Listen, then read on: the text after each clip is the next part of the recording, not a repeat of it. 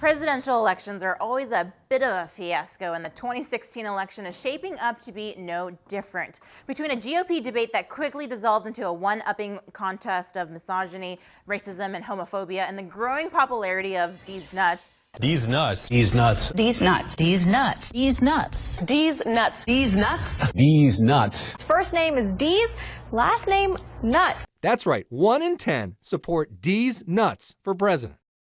and just when you thought this crazy train couldn't go any further off the rails, another man of debatable sanity has entered the race. That man is John McAfee. And if you don't know who John McAfee is, well, you're probably familiar with his antivirus software, which he created in 1987.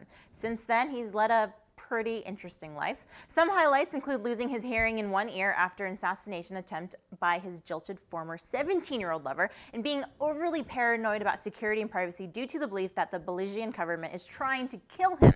McAfee hinted at his desire to run an interview with Wired magazine and has since filed the paperwork, launched a campaign website, and released his campaign video. Let's take a look.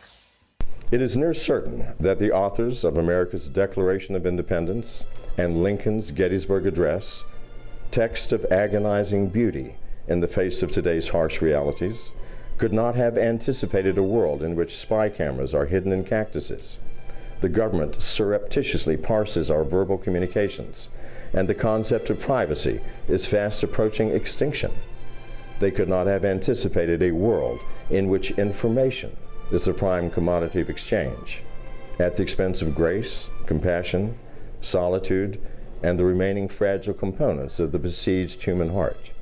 And in case John McAfee green screen in front of a bookshelf didn't inspire you to vote, John McAfee also released the same video with John McAfee talking in front of an American flag.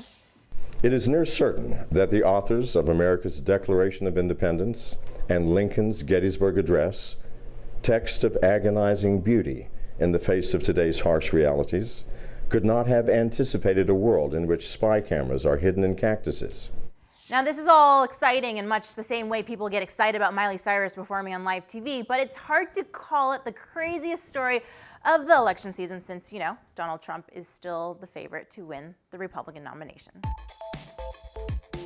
The price of Bitcoin suffered a so-called flash crash, dropping it to as low as $162 last Tuesday. Maybe, just maybe, the selfie can be turned into something useful. Enter MasterCard. The app has already managed to accumulate more than $1 million